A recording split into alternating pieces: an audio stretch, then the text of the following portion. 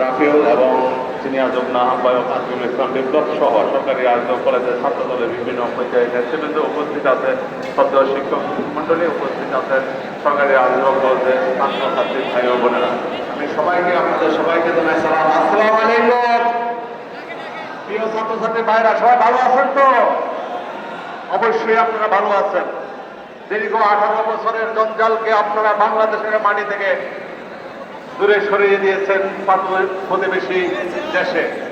এই জঞ্জালকে সরানোর জন্য আপনাদের যে আত্মপ্রয়াস, আপনাদের যে সংগ্রাম, আপনাদের যে লড়াই, এই উত্তরাঞ্চলের আন্দোলন সংগ্রামের সূতিকার উত্তরাঞ্চলের সর্বশ্রেষ্ঠ বিদ্যাপীঠ সরকারি আন্দোলন বিশ্ববিদ্যালয় থেকে সকল আন্দোলন সংগ্রাম প্রস্তুতি হয় এবং নেতৃত্ব দেওয়া হয়। আর সেখানে লেখাপড়া করছেন আপনারা। এই আন্দোলন সংগ্রামে যারা শহীদ হয়েছেন, তাদের সবার আমি একটি কথা বলে শেষ করবো। আজকে সারা বাংলাদেশের শিক্ষা প্রতিষ্ঠান রয়েছে, এই ব্রিটিশরা যে জায়গায় বাংলাদেশের শিক্ষা প্রতিষ্ঠানকে বাণিজ্যে রূপান্তরিত করেছিলেন, সেখান থেকে আপনাদেরকে আমাদের নেতৃত্বের মাধ্যমে আপনাদের শিক্ষা মন্ত্রণে সহযোগিতা এখানে ফিরিয়ে আসতে হবে শিক্ষা প্রতিষ্ঠানে। শিক্ষা প্রতিষ্ঠানে বিগত সামনে এই হলে যদি কোনো পরীক্ষা নেওয়া হয়েছে, পরীক্ষা হয়েছে, সেখানে টাকা লেগে মহলে তার আগে রেজাল্ট পরীক্ষার টাকা লেগে দিয়ে দেওয়া হয়েছে। এটা সত্য কিনা বলেন? এই ধরনের ঘটনা ঘটে নাই, ঘটেছে। এটার উপর আত্মরে সকল শিক্ষা প্রতিষ্ঠানের সাথে যারা জড়িত, আমি মনে করি সবাই এটা দায় হিসেবে রাখতে পারে না।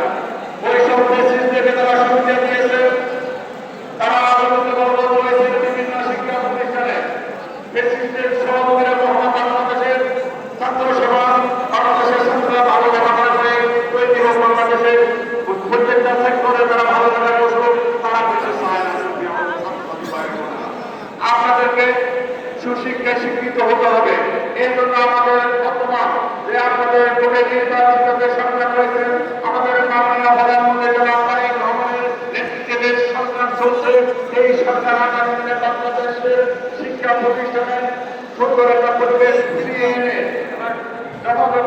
যোগ্যতা সম্পূর্ণ করে আপনাদেরকে বাংলাদেশের ছাত্রছাত্রীদেরকে যোগ্যতা সম্পূর্ণ সার্টিফিকেট দিয়ে বিভিন্ন স্তরে পরিচিত করবেন ইনশাআল্লাহ।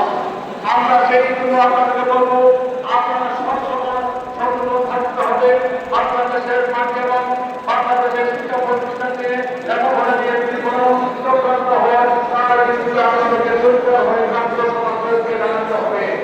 আর সর্বোপরি একজন ছাত্রদের এই লেখাপড়াকে আপনারা সামনে রেখে ঠিক রেখে তারপরে আন্দোলন কাজ করবেন এবং সেই সাথে আসবে আমাদের ঈশ্বর মাহফিলে সকল শহীদদের আমাদের রাষ্ট্রপতি জিয়া রহমান আমাদের জিয়া সহ ওই জিয়া পরিবারের জন্য দোয়াতে সবার করে আমি আমার কথা শেষ করছি। শহীদ